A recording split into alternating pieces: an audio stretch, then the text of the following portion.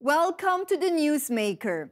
He's one of the world's top thinkers and listed among the top 100 most influential public intellectuals in the world by the Financial Times and Foreign Policy. Kishore Mahbubani is a Singaporean academic and former diplomat and served as president of the United Nations Security Council in 2001 and 2002. In his latest book, he asks the provocative question, has the West lost it? During his recent trip to Zurich, I asked him why he believes the West is very close to losing its power to China. The answer is no. Why not? Or not yet. But I fear, as a friend of the West, I fear that the West is about to lose it because the West refuses to make strategic adjustments to a completely different world. And it's very important to understand that we are entering a new era of world history. And this is the Asian century. Do you think that the West is realizing this? Well, I clearly the West is not realizing it. And just to give you one simple statistic, which I think everyone in the West should know, and that is that from the year 1 to the year 1820, for 1800 out of the last 2,000 years, the two largest economies of the world were always those of China and India. It's only in the last 200 years that Europe took off and North America took off. But the past 200 years of world history have been a major historical aberration. Now, all aberrations come to a natural end, so it's perfectly natural to see the return of China and India and the rest of the Asia. And now it's time for Europe and America to adjust to this new reality. And they can happily adjust. That's my message.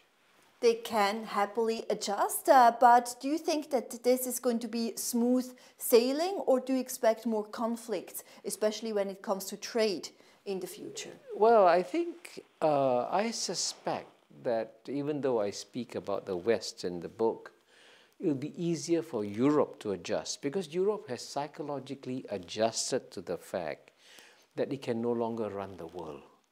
Now, the United States of America has not adjusted to the fact, psychologically, that it is going to become the number 2 power in the world because America has been number 1 for, way over 100 years now. And so the Americans have become addicted to being number 1. And the thought that they may become number 2 is almost inconceivable to them, even though it's going to happen. Already in purchasing power parity terms, to just illustrate how much has changed, in 1980, the United States share of the global GNP in purchasing power parity terms was 10 times that of China. But then in 2014, China became bigger than the United States. This is really the cycle of history. Every century there seems to be a new global power. So this is going to be the century of China now, but the Asian economies in general, right? They will surpass the Western economies within the next 50 years. But do you think that the US will just accept it? Well, actually, I have spent this whole year on sabbatical. I spent the whole year of 2018 on sabbatical, and I've been to several American universities: Columbia University, Harvard University, Georgetown University, to do research for a new book on United States-China relations, because that's going to be the most important relationship. And I find a very deep psychological resistance on the part of the Americans to even consider the possibility that they might become number 2. So what is going to happen to their psychology? Well, I think you will see a lot of resistance, and in many ways, you have seen it clearly that China's rise has caused a lot of disquiet in America. And even though, as you know, President Donald Trump is a divisive, polarizing figure, everything he says, the Democrats says no. But when he attacks China, Democrats say, yes, we are with you. So he's getting by. The only issue on which Donald Trump gets bipartisan support in America is when he attacks or criticizes China. So it shows you that a consensus is building up in the American body politic to stand up to China. And I think in some ways this is natural, but it's actually better for the United States to be thoughtful and strategic about this. And I interviewed, for example, one-on-one. I had a one-on-one lunch with Dr. Henry Kissinger.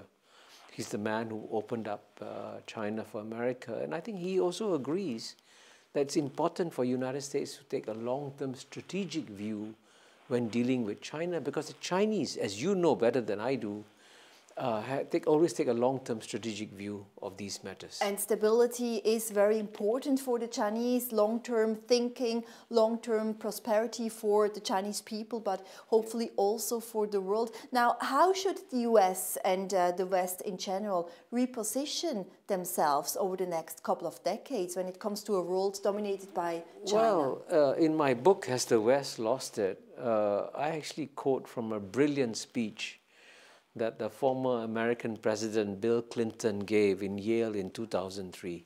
And he said, listen, my fellow Americans, if America is going to be #1 forever, then fine, we can keep on doing whatever we are doing. Then he adds a but. He said, but if you can conceive of a world where we are no longer #1, then surely it is in America's national interests to strengthen multilateral rules, multilateral partnerships, multilateral institutions. But US President Donald Trump is doing everything else with protectionism and unilateralism. Exactly, and this is why in some ways I think, even though he's been very critical, President Trump has been very critical of President Macron of France, but President Macron of France has been giving very good advice to America, saying Europe and America should work together to strengthen multilateral institutions, because especially since we live in a small, interdependent global village today, if you live in a village, you need strong village councils. And the only village councils that we have that are universal and representative are the United Nations, IMF, World Bank, and the World Trade Organization. We should strengthen these institutions. So President Donald Trump, I know he doesn't like Hillary Clinton, but he should listen to Bill Clinton, her husband, and strengthen multilateral institutions. Fortunately, Europe understands the importance of multilateral institutions. So I hope, since America has been helpful to Europe in the past, it's time for Europe to be helpful to America today and advise America to become more multilateral. Do you think that a country like Switzerland could also play a role in terms of negotiating and being a global diplomat between both sides? What kind of role could it play better? I think Switzerland can play a very important role, because Switzerland is one of the most highly respected countries in the world. You've enjoyed 500 years of peace, I think. You've never invaded any country. You don't threaten anybody. You're the host of a whole family of United Nations organizations. So I hope that Switzerland, as a good citizen of the world, will play its role and advocate support for multilateral institutions. And the only way to do it is for some leaders to be brave and to actually explain to President Trump, in fact, publicly, what you're doing is not good for America. In fact, Singapore, where you are from, has also been playing a huge diplomatic role as well with the North Korean and US summit held last year. What kind of future role do you hope to see from Singapore when it comes to this diplomacy? Well, I mean, one thing in common that Singapore shares with Switzerland is that, like Switzerland, we are also one of the most highly respected states in the world, because no country has improved the standard of living of its people as quickly and as comprehensively as Singapore has done in the last 53 years. It's a remarkable track record. And the whole world admires Singapore. And Singapore plays a leadership role in the United Nations because it is the chairman of the Forum of Small States at the UN.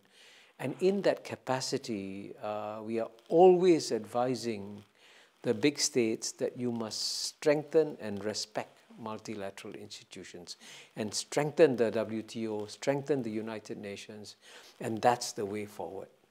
Now, Napoleon Bonaparte, 2 centuries ago, warned that China is a sleeping lion. Let her sleep, for when she wakes, she will shake the world. To which extent do you expect China to shake the world, or are things going to go peacefully? China will definitely shake the world. I mean, you know, we are in a small room, and if there's an elephant next to us lying down, and if the elephant wakes up, you will say, ha, you know, the elephant is awake. But the good news I have is that China will shake the world gently.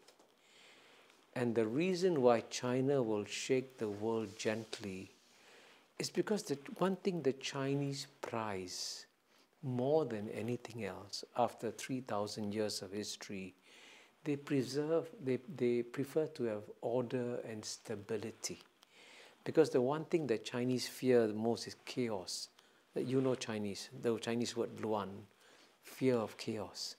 So the Chinese actually, amazingly enough, want to support multilateral institutions. And as you know, President Xi Jinping came to Switzerland in January 2017 and gave 2 brilliant speeches in Switzerland, one in Davos and one in Geneva. And if I was Switzerland, I would send the speeches by President Xi Jinping to every leader in the world to say, this is how we should work with China. And he did send a message of multilateralism and said, exactly. Live and let others live as well. Exactly. Now, with the economic opening up of the Chinese economy, more reforms, big corporations like Alibaba, Huawei going out as well, do you think that the West is fully aware of this already and takes all the necessary, opportunities as well? Well, unfortunately, when I write my book on United States-China relations, I predict that relations between China and America, and to some extent relations between China and the West, will get worse in the next 10 years. Because since the West has got used to enjoying so much power, it has lost the art of sharing power. And now it's a question of sharing power with China. For example, you still had a case until recently where 3 small states in Europe, Netherlands, Belgium, Luxembourg, had a bigger voting share than China. But that's been changed.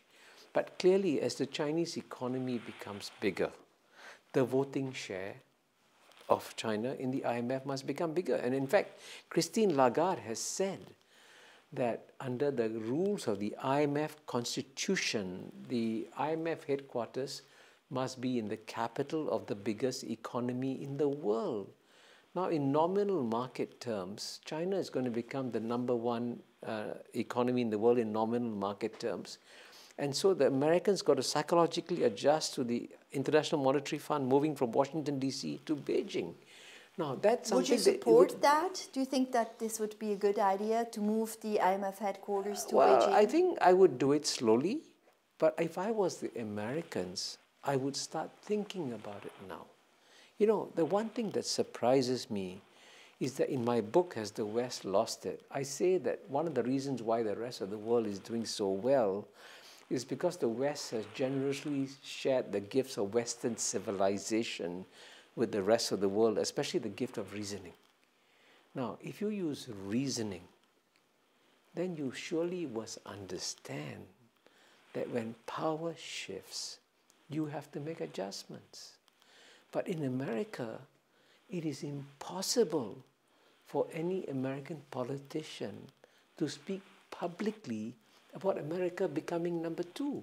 And this you know is very this dangerous. inside out because you have been the president of the UN Security Council as well. So you know what you're talking about when it comes to politics. How do you believe that China will reshape the global economic order in the next 50 years? Well, as I said, China will shake the world gently, which means that China is quite ready to work with the established rules of the international order.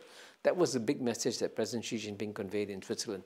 And for example, the Chinese actually want to strengthen the World Trade Organization, which is based in Switzerland, in Geneva. So what I would do, I would tell the West, you know, unfortunately, President Donald Trump and his advisors are in some ways directly or indirectly trying to undermine the World Trade Organization. That's a mistake. Because you want to have a world in the future where you see China playing by the rules. Now, to have China playing by the rules, you must lead by example. So now is the time for the United States, as Bill Clinton said, to lead by example and to show that it supports multilateral rules, because if the United States, as the world's #1 today, supports multilateral rules, when China comes along as the next #1, it will copy what America does. Well, I think the fear of China is very real. And one of the most sensitive subjects I'm going to discuss in my book, it's a very sensitive subject, is that in the Western mind, in the subconscious, there's a fear of the yellow peril. Now that's, as you know, the yellow peril is a very sensitive subject. Absolutely. But it's real. So the Westerners have become frightened of China. But actually, the Chinese, unlike the Americans, have no desire to try and go out and dominate the world, to try and create 13 aircraft carriers, to go and bomb countries. I mean, what is shocking? People are afraid that China is going to become warlike. But let me give you one statistic, okay? Since 1988, a small naval battle between China and Vietnam, China has not fired one bullet across its borders, not one. But in the last year of the Obama administration, and Obama was a very peaceful American president, the United States dropped 26,000 bombs on 7 countries. Why? Why drop 26,000 bombs? Now, we don't want a China that's dropping bombs. So the best way to make sure that China doesn't drop bombs, the West should stop dropping bombs first. One of the most recent examples of this long-term thinking and strategy and plan from the Chinese government is the Belt and Road Initiative, as well as the Asian Infrastructure Investment Bank. Do you think that these are good initiatives? Oh, I think it's actually very good for the world, especially very good for the developing world, that China has launched both the Asian Infrastructure Investment Bank initiative and the Belt and Road Initiative. Because China, as you know, the reason why China is doing so well is that in the last 30 years, China has built a world-class infrastructure. So if you want to see a third world airport, you go to the John F. Kennedy Airport in New York. You want to see a first world airport, you go and see the Beijing or Shanghai Airport. And the new Beijing airport is probably going to be the biggest in the world. Exactly. And so now that China has accumulated a lot of expertise in building infrastructure, it is good for the world that China is now sharing that with the rest of the world. Now, clearly, China has made some mistakes, okay? For example, in Sri Lanka, it may have been a mistake to build a port that is too big for Sri Lanka. But I think China can learn from its mistakes. Also, the Belt and Road Initiative is triggering a big debt trap in poor nations, for example, in Africa. Do you think the Chinese are learning fast enough from these mistakes? I'm a bit skeptical of that debt trap story, because I think we have to get the data before we make a judgment on that. But certainly, I think it's important to understand that in the past, when you only had the World Bank to rely on, and you know, Joe Stiglitz, the Nobel Prize winner, tells a story that when Ethiopia once paid a loan to an American bank early, the American bank got angry and called the State Department, and the State Department told the World Bank to cut off loans to Ethiopia. So Ethiopia suffered. So the point is, it's good to have the World Bank, IMF, Chinese institutions, all competing to provide development. That's good for the world. It's better for the world to have more choices. And so, for example, if the Chinese loan terms are too high, people can go to the World Bank. You You have a choice now. And it's good for China to provide choices to the world. You're also the author of another best-selling book, which is Can Asians Think? Can you explain to our viewers what you meant exactly and whether you see mindsets changing? Well, I wrote the book in 1998. And that book is still on sale, and in fact, it's still in print after 20 years in 2019. And is the content still relevant today? And the content is still very relevant because long before anyone noticed, more than 25, 30 years ago, I began speaking about the return of Asia. And even 25 years ago, I was making very bold predictions that the 21st century is going to be the Asian century. Asia is coming back, and you've got to deal with a new resurgent Asia. And so far, touch wood, all my predictions have come true. You have a very special skill. Everything I've said has come true. And after this book, what is going to be your next prediction that is probably going to be true? Well, I think, unfortunately, my next prediction is going to come true is a sad prediction, which is that, and that's the subject of my next book on US-China relations, that the relations between US and China will get more and more difficult over the next 10 years, unless they read my next book. And after 10 years, do you think they will improve? I think after 10 years, it's too early to tell now. You can tell it will go down. And then it's a question of whether or not both sides have sufficient wisdom to learn to live with each other. So these 10 years coming up, do you expect more trade wars, or do you think there could be a US-China war and escalation of a conflict? The good news is that there will be no military war between the United States and China for one simple reason.